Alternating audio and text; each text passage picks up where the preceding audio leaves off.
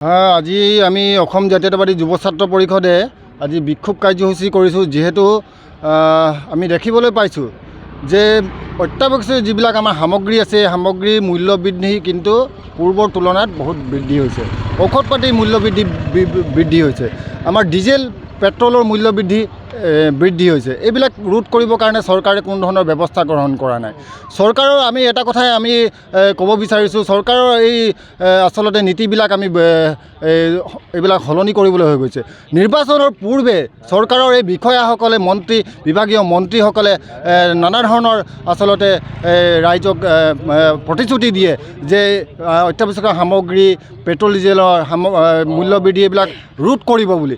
কিন্তু নিৰ্বাচনৰ শেষ হোৱাৰ পাছতে, গাদী দখল কৰাৰ পাছতে আমি এতিয়া দেখিবলৈ পাইছোঁ যে বিজেপি চৰকাৰৰ যি এতিয়া নীতি, এই নীতি কিন্তু ৰাইজক কিন্তু ৰাম টাঙোন সুধোৱা নীতি দেখিবলৈ পোৱা গৈছে। গতিকে আমি চৰকাৰক আমি সকীয়নি দিছোঁ, যাতে যোগান বিভাগক সকীয়নি দিছোঁ, যাতে পেট্ৰল ডিজেলৰ লগতে অত্যাৱশ্যকীয় সামগ্ৰীৰ লগতে আমাৰ ঔষধ পাতিৰ যি মূল্য বৃদ্ধি আছে, এই মূল্য বৃদ্ধিসমূহ কিন্তু অনতি বিলম্বে ৰোধ কৰাৰ ব্যৱস্থা কৰিব লাগে। অন্যথা কিন্তু আমাৰ যুৱ ছাত্ৰ পৰিষদৰ যি আন্দোলন, এই আন্দোলন কিন্তু তীব্ৰ হৈ গৈ থাকিব। যুৱ ছাত্ৰ পৰিষদ তিনিচুকীয়া জিলা সমিতিৰ অন্তৰ্গত বিভিন্ন আঞ্চলিক সমিতিয়ে আজি বিক্ষোভ কাৰ্যসূচী ৰূপায়ণ কৰিছে।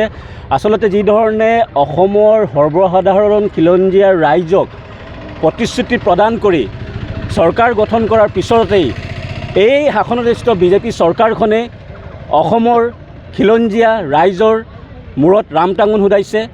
পেট্ৰল, ডিজেল, চিলিণ্ডাৰ গেছ আৰু যি আমাৰ দৈনন্দিন জীৱনত ব্যৱহাৰ হোৱা অত্যাৱশ্যকীয় যি খাদ্য সামগ্ৰী, তাৰ সমান্তৰালভাৱে জীৱনদায়িনী যি ঔষধ, এই ঔষধৰ ওপৰত যি ধৰণে মূল্য বৃদ্ধি হৈছে, এই মূল্য বৃদ্ধিয়ে কিন্তু জনসাধাৰণক কোঙা কৰি পেলাইছে।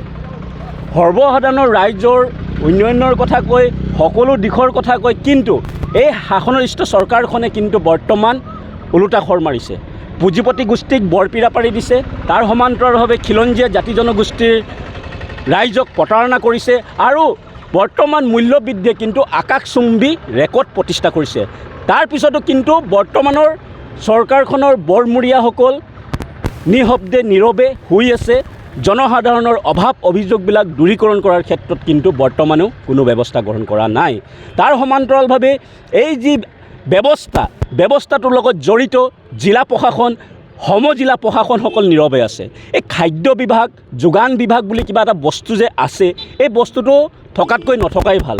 যিধৰণে আমি যদি কওঁ মাৰ্ঘেৰিটা সমজিলাত যিধৰণে বস্তুৰ দাম বাঢ়িছে, মতালি বৃদ্ধি পাইছে বেপাৰীসকলৰ, এই যে মধ্যস্থকাৰী বেপাৰীসকলৰ বাবে ৰাইজ কিন্তু আজি হলত্যাগত পৰিছে।